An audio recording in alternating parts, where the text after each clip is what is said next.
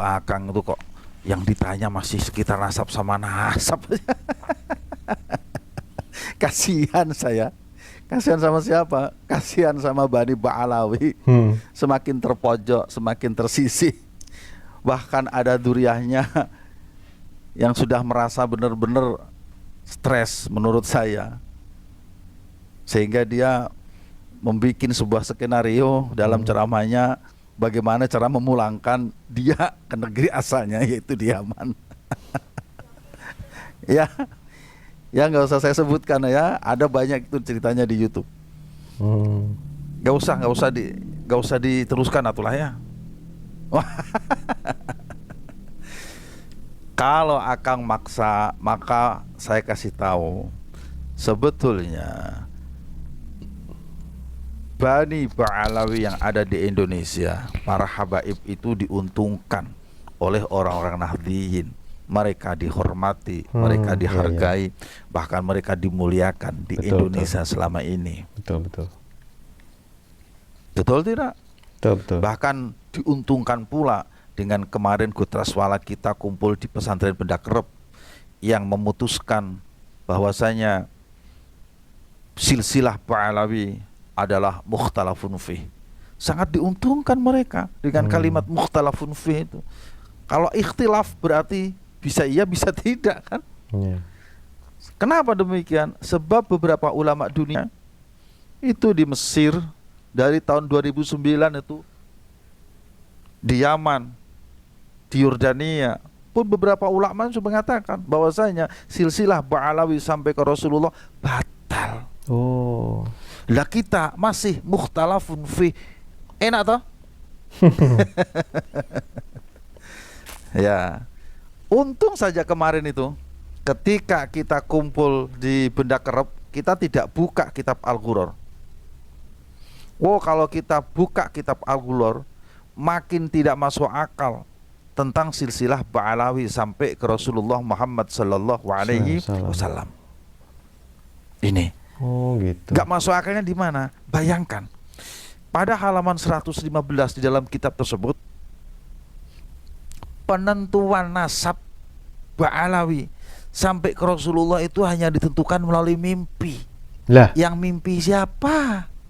Lalu disebutkan juga di kitab tersebut di halaman 108 bahwasanya ada seorang ulama namanya Syekh Abdullah bin Alwi bin Faqih Muqaddam.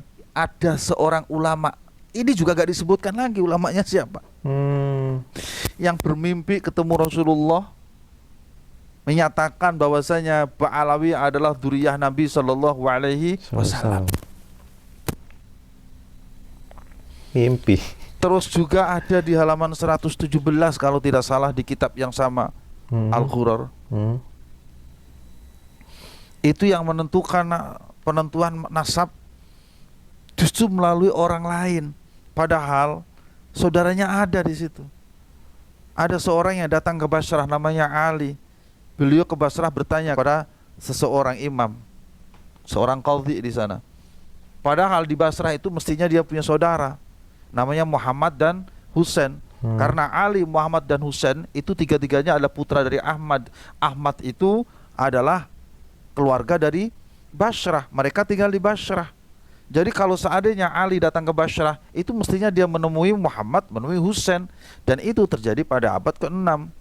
Menurut saya abad ke-6 itu dzurriyyah Nabi yang ada di situ mestinya sudah banyak. Kenapa tidak menemukan satupun dari saudaranya? Bahkan nanyanya kepada seorang imam yang itu orang lain, bukan dari dzurriyyah Nabi atau bukan dari dzurriyyah mereka. Jadi sesuatu yang menurut saya mestinya tidak ada diadakan di kitab Al-Ghuror itu. Dan sampean Kang boleh baca nanti kitab ini, itu yang menulisnya justru dari Bani Ba'alawi sendiri. Lah, siapa yang menulisnya? Itu adalah Muhammad Ali bin Al-Wikhid yang wafat tahun 960 Hijriah. Ditulis oleh keluarganya sendiri, mengaku sebagai dzurriyyah Nabi sendiri, tapi cerita dalam kitabnya tidak ada satupun yang bisa diterima oleh akal sehat. Bisa dipahami? Siap. Alhamdulillah. Jadi sekarang Apa masalahnya? Sampai protes, sampai tidak terima, sampai menyalah-nyalahkan. Masalahnya di mana? Kita, sekali lagi, kita masih punya rasa. Di tempat-tempat yang lain mah sudah dibatalkan. Iya, iya. Allahumma shalli wa sallim wa barik alaihi. Ada lagi yang mau ditanyakan? Kalau bisa pertanyaannya yang lain ya. Kasihan mereka. Kasihannya di mana? Mereka sudah kadung mengatakan ada yang begal nasab. Jika dilihat dari beberapa kitab yang kami kaji bersama, itu yang begal nasab siapa? Bisa jadi pihak orang yang mengatakan begal nasab itu yang membegal nasabnya sendiri. Sekarang kan tinggal bertanya, bagaimana nasibnya yang nasabnya terbegal? Masya Allah. Kebayang tidak? Alhamdulillah kita masih menjadi orang-orang yang hidup di Indonesia. Masih baik semua kita ini. Allahumma shalli wa sallim wa barik Alaihi. Ya, itu dia tadi pernyataannya bahwa katanya di kitabnya itu ada berdasarkan mimpi.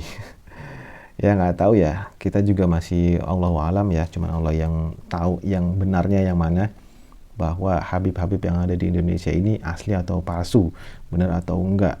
Yang pasti yang kita ikutin itu yang sesuai dengan ajaran Islam, ajarannya Al-Quran dan hadis dan pemahaman para sahabat. Gak harus Habib, yang penting dia paham dengan agama Islam yang lurus. Kalau berceramah sesuai dengan Al-Quran dan hadis, bukan dengan dongeng-dongeng, ya itu kita ikuti tuh. Kalau misalnya disebut Habib tapi ternyata amalannya nggak sesuai dengan Al-Quran dan hadis, nggak sesuai dengan apa yang Nabi SAW ajarkan, ya ada baiknya kita nggak usah ikutin ya. Mendingan ikutin Ustadz yang bener, yang jelas pendidikannya.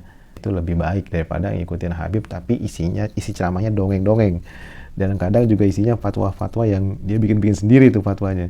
Ada yang bilang salawat kita nggak bakal sampai kalau kita nggak pegang tangan para Habib, yang itu kan ngawur. Ya kembali lagi, mau mereka mengaku sebagai keturunan Nabi mau enggak, selama yang mereka dakwahkan kepada jemaahnya, kepada umatnya itu Al-Quran dan hadis sesuai dengan pemahaman para sahabat, bukan isinya dongeng-dongeng, bukan isinya melebih-melebihkan untuk memuliakan Habib-Habib, selama itu sesuai dengan apa yang udah termaktub ya, tercatat di Al-Quran dan di hadis dan pemahaman para sahabat dan para ulama-ulama tabi'in, ulama-ulama tafsir, ulama-ulama ahli hadis, 4 imam mazhab, selama itu merujuk ke sana, insya Allah kita bisa ikutin. Tapi kalau misalnya isi ceramahnya cuma dongeng-dongeng aja, ya mendingan nonton Dragon Ball deh. Assalamualaikum warahmatullahi wabarakatuh.